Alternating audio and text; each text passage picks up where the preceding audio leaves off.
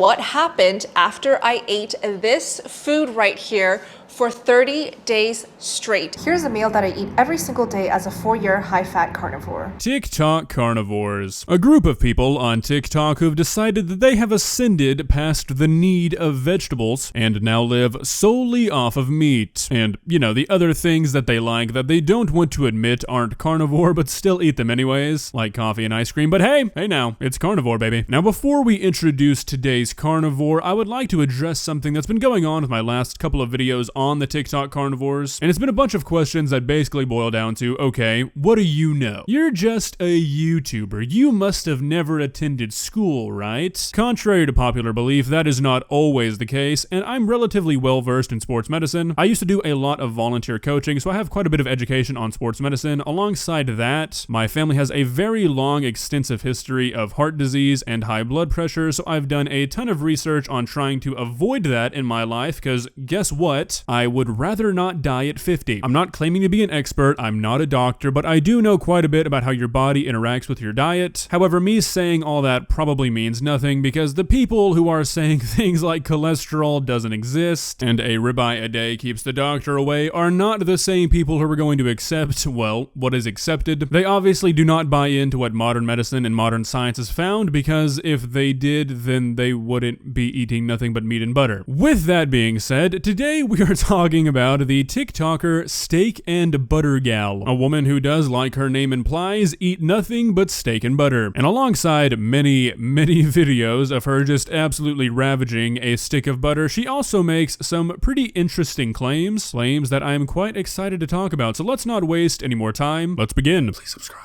Here's a typical day of eating for a 4-year high-fat carnivore gal. I love snacking on cold butter, but I also love adding it to my hot beef bone broth. Here's a platter of fatty beef short ribs, flank cut and thick cut styles. Alrighty, so apart from the fact that I think I might have just thrown up in my mouth a little bit after watching that butter twirl around, this doesn't look too offensive. I mean, those short ribs do look pretty crazy, which leads me to another thing I would like to address. Contrary to what a lot of people think when they watch these videos, even though I always say it, I do eat meat. I eat meat pretty much every single day. I don't eat pork, and I try to pretty much only eat lean cuts of beef, but I still eat meat almost every single day. So I'm not like a vegan or a vegetarian trying to hate on the carnivore diet, which even if I was, that wouldn't like lessen my argument. Just like if you eat meat and you were to call out some of the negatives of the vegetarian and the vegan diet, that doesn't make your argument any less substantial. You don't have to be a vegan to think that not eating anything but butter and fat is not very good for you. Here's what I eat as a high-fat 4-year carnivore. I have some flanken short ribs. I got it at Costco and I baked it at 380 degrees Fahrenheit for 45 minutes. And some delicious sugar-free beef sausages from Teton. Okay, so some more short ribs and some sausages, both things that are not necessarily bad for you to eat. Sure, they're both high in fat, but a lot of people get kind of obsessed about fat intake when fat, like anything else, is something that your body needs. However, I think that the carnivore community takes that and runs with it a bit too far. Yes, your body does need fat, but it doesn't need endless supplies of fat. That's why this diet is so dangerous. Supplying your body with endless supplies of fat is going to end up catching up with you. Here's a meal that I eat every single day as a 4-year high-fat carnivore. Steak and butter, hence my name, Steak and Butter Gal. What did you eat today? Completely ignoring the health aspect of this, because honestly, there's only so much I can say. Anybody who's eating 2 ribeyes and a stick of butter for lunch is not going to listen to me. But man, honestly, coming from a person who loves steak, this would be gross every single day. I mean, seriously, 2 ribeyes every single day? A ribeye is what I order when I go out to a steakhouse, and even just 1 ribeye is enough to where you notice that you just ate a lot of fat. Eating 2 in one sitting seems like it would make you feel disgusting. Here's what I eat as a high-fat 4-year carnivore gal. I got some short ribs that were on sale at Whole Foods, and I placed it on a baking sheet lined with parchment baking paper. I baked it at 300 degrees Fahrenheit for 3 hours, and here was the final outcome. Delicious. My main curiosity is how long it takes for her to eat something like this, because this amount of short ribs, I mean, you're looking at thousands of calories and hundreds and hundreds of grams of fat. I wonder if she's eating this over a few days or like all in one sitting. I feel like these TikToks and the way they're framed might make the situation look worse than it actually is. Here's what a carnivore couple eats in a typical day. Lots of cold butter, but also lots of fatty meats, like pork belly and sugar-free sausage. We like to bake at 350 degrees for 50 minutes. And of course, 2 beautiful platters of flanken short ribs. Alright, so another thing that doesn't really have a whole lot to do with health, but I feel like this diet would just get extremely boring. I mean, it seems like all she eats is butter, steak, short ribs, and like sausages. I feel like that would drive anybody insane. Here's a typical day of eating for a 4-year carnivore gal. I love snacking on sticks of butter. I also love these thinly sliced ribeyes from Costco, and I had scrambled eggs and bone broth. At this point, you might be thinking, August, why have you not addressed the eating straight sticks of butter more than deserved? And we'll get to that soon, don't worry. Another thing I don't get, and one of the reasons why I think this diet is so unhealthy, is it seems like the people who do the carnivore diet only eat red meat. If you just swapped out the ribeyes and short ribs for turkey and chicken, you'd still be eating a carnivore diet, except much, much healthier. Why is there such a focus on red meat? Here's another typical day of eating for a 4-year carnivore gal. 2 steaks with a whole stick of butter and some delicious fatty oxtails. What did you eat today? So I looked up some nutrition info on the oxtails, and it seems like generally there's about 100 calories and 10 grams of fat per oxtail, and there was like a dozen in that pot. I mean, I just don't understand what leads a person to this. I mean, what misinformation makes a person think that a 4,000 calorie a day diet with like 90% of those calories being from fat is healthy? I've noticed something kind of funny. I think every single carnivore, including this lady that I've covered on this channel, used to be a vegan, so I think this is just some sort of massive overcorrection, because guess what? Being vegan isn't healthy either. And I guess they just don't believe that eating a little bit of everything can be healthy. Eating meat makes you smell bad and sweaty. I never smell bad, right? I never use deodorant. I don't use anything like that. No body wash, nothing. I smell totally fine all the time. But here's what happens when I eat that thing.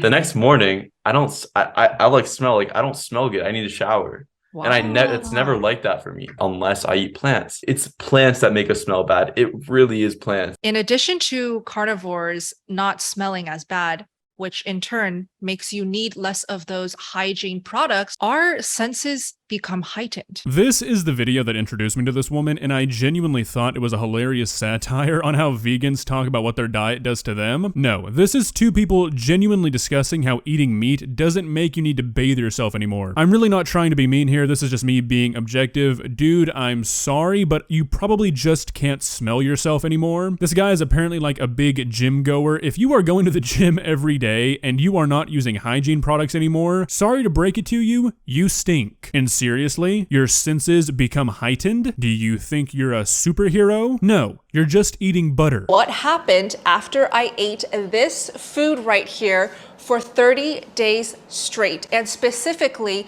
1 stick of butter, 30 days straight, every single day. And actually most of those days I was eating a lot more than 1 stick of butter, sometimes 2 sticks of butter. I have so many observations, results, findings. Let's take a bite of butter. All right, so this is the last thing we're going to talk about, and I actually applaud this woman for doing this. So she ate butter, or at least a stick of butter or more, every single day for a month straight, and then she went and got like her blood done, specifically her cholesterol tested, and then she compared it to when she was a vegan. And I mean, unless I'm just completely missing something, she posted these results and they only show her getting significantly less healthy, but somehow she's portraying it as all good. And this is not me just being an internet doctor. I go to a doctor every single year and I have my cholesterol tested because, like I said, my family has a long history of heart issues, and if anything starts to happen, I want to know sooner than later and take care of it. So I'm pretty well versed in cholesterol numbers, and here are hers. If you know cholesterol numbers, you should see these numbers are not good. Total cholesterol is supposed to be under 200. Over 200 is not good, and if you go to the doctor and your total cholesterol level is too far over 200, you're likely to be put on a medicine. Over 300 and you are at a substantially higher risk for heart disease than the average person. Hers is 365. Over doubled since she was a vegan. Now HDL is generally supposed to be around 39 to 70, and you really don't want to be at the minimum either. For example, 50 is better than 40 and 60 is better than 50, but you don't want to just keep keep going up either. People who have a level of over 100 generally experience even more risk of heart disease and heart attack, and she's at 98, and LDL is supposed to be under 99, and she's at 264. Now, obviously, normally I would not be talking about a person's medical history for a YouTube video, but she posted this on YouTube and opened it up for discussion. This is clearly not healthy. Just because something might make you feel good and you don't feel unhealthy does not mean it's good for you. That does not mean the diet is working. Like, there's a ton of comments on this video about how they started doing this and they feel so much better now, and they're like sleeping better after eating so much butter. No, that's your body going into a comatose state because you just consumed 14 sticks of butter. Like, for example, when I was 17, I decided I wanted to enter into a bodybuilding competition, and I started to cut weight pretty drastically. I lost like 40 pounds in 4 months. I was eating something like 1,200 to 1,500 calories a day, and you know what? I felt fine. Even though my strength was going down, my lifts were going down, I still felt fine. I was never out of focus. I was never sleepy. I was eating like half the calories I was used to, and I was fine. You know why? Because your body adapts to things pretty quickly. Just because I felt fine did not mean it was healthy. Our bodies are pretty amazing, and even though you might not feel it immediately, your body may not like what you're doing, but it'll still adapt. That's why you hear so many stories of people smoking cigarettes and eating red meat their entire life, having a heart attack at like 52. It's not going to happen when you're 28. It takes time for it to catch up, but it will catch up. But I mean, there's really no point in wasting my breath, because a person who sees these numbers and does not see negative is not going to listen to a person spouting the same science. But if you're out there and you're considering doing this diet, please don't. It's not gonna end well. Well guys, what do you think? Do you think that the carnivore diet is going to go out of style soon? I really hope it does, just for the sake of the people doing it. And it's not that eating this way is anything new, but it's that people are doing it thinking it's healthy and convincing other people that it's healthy too. That is dangerous. If you enjoyed this video, please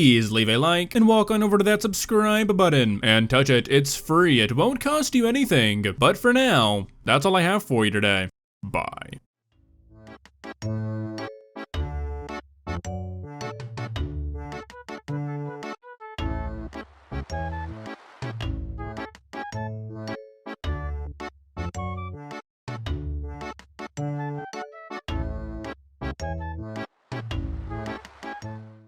Subscribe.